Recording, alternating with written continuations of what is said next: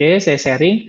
Nah, ini ada materi seperti segmentation. Jadi ini ada materi juga. Nah, nanti Pak Yusuf juga bisa saya sharing datanya. Jadi ini dia. Sama, ini malah 2 node aja, hanya 2 node karena datanya sudah bersih pertama ya. Kita nggak ngelewatin proses pre-processing sebanyak ini, tapi hanya 2 node. 2 node sudah bisa memberikan gambaran. Contoh, ada data seperti ini. Dia gendernya 0 sama 1. Ceritanya seperti ini. Ada sebuah perusahaan asuransi. Perusahaan asuransi ini akan mengeluarkan sebuah produk mengenai asuransi penyakit jantung. Artinya kalau asuransi ya, kalau Bapak meninggal dapat 100 juta lah gitu kan. Produk asuransi.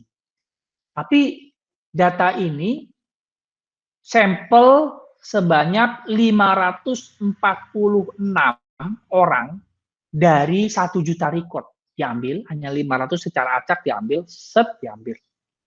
546 nih. Dia mengeluarkan produk asuransi nih.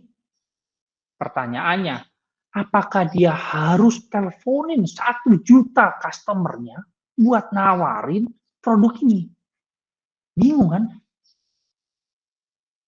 Bagaimana dia nawarin 1 juta orang nawarin produk asuransi ini?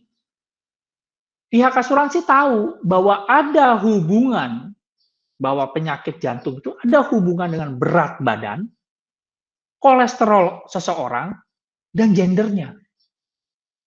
Perusahaan asuransi ini sudah tahu bahwa dalam penelitian bahwa penyakit jantung disebabkan oleh berat badannya, kolesterol yang tinggi, dan gender. Tapi dari 1 juta orang customernya, waktu dia mau ngeluarin produk, ini segmen mana yang saya mau telepon ini bingung nih, apa 1 juta ini teleponin semua. Makanya Bapak Ibu dan rekan-rekan suka terima telepon. Lalu bisa bicara dengan Bapak Aris Ramasaris, ya, dan namanya udah salah. Kami dari bank ini menawarkan, nah ini biasanya begitu kan. Nomor telepon HP, diangkat nawarin produk itu. Iya kan nggak kelihatan, semua kalau brutal lah. Akhirnya dengan cara sederhana, dia melakukan segmentasi hanya 2. Dia cukup 2. Dari 1 juta record, dia kelompokin 2 yang memiliki kemiripan yang sama, dan dia lihat sebenarnya yang ditawarin atau yang tidak. Nah, segmennya 2. Jadi setiap perusahaan tuh beda-beda, cara bisnisnya beda-beda. Kok tadi 5? Loh, perusahaan yang kita ini maunya 5. Supaya apa? Hadiahnya lebih dikit aja dong, pecah-pecahannya jadi 5. Tapi kan kalau perusahaan asuransi cuma 2. Ditawarin atau tidak. Mana yang ditelepon duluan, mana yang tidak. Gitu. Nah, hanya 2 not, nggak pakai coding. Masukin ke K-means, klik. Lihat hasilnya. Nah, klaster 0 yang paling banyak. Nah, itu dia yang duluan ditelepon lah. Ini yang duluan ditelepon. Ini duluan telepon.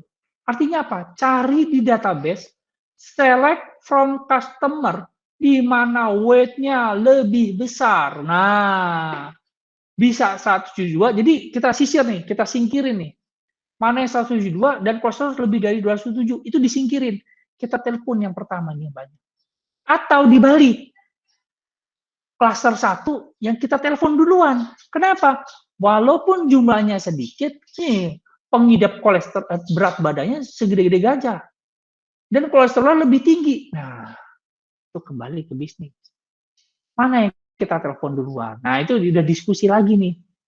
Jadi nggak murni bahwa nggak bisa kita data science bilang, lo telepon sini. Nggak bisa. Akhirnya telepon di bidang lain, komunikasi, presentasi, nah seperti itu biasanya.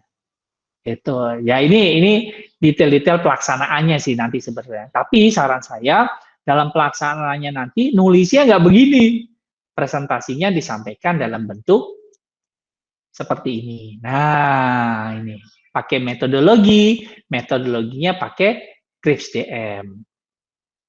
Metodologi. Reportnya seperti ini. Saya rasa departemen lain jauh lebih bisa menerima lah kalau umpama hitungan kita yang kebanyakan angka-angka nggak jelasnya ini mungkin bagi departemen lain akan bisa diterima dalam bentuk development atau sebuah saran lah, rekomendasi dari data science. Apakah data science itu benar atau tidak? Kalau umpama ada pernyataan bahwa bilang, loh, saya kenal kok bapak ini suka itu tambahan. Error marginnya boleh lah, boleh kamu masukin satu. Tapi, lihat, yang kita kasih boneka 1, 2, 3, 4, 5, 6, 7. Kamu tambahin 1, 8. Oke, 8 orang. Saya beli boneka 8. Kalau kamu mengajukan ke purchasing beli boneka 20, lalu ada apa ini? Sisanya bagaimana? Beli boneka buat hadiah customer kita berapa? 20, Pak. Atas dasar apa? Ya biasanya sih 20 sih Pak tahun lalu. Bubar. Ini langsung kegerus semuanya.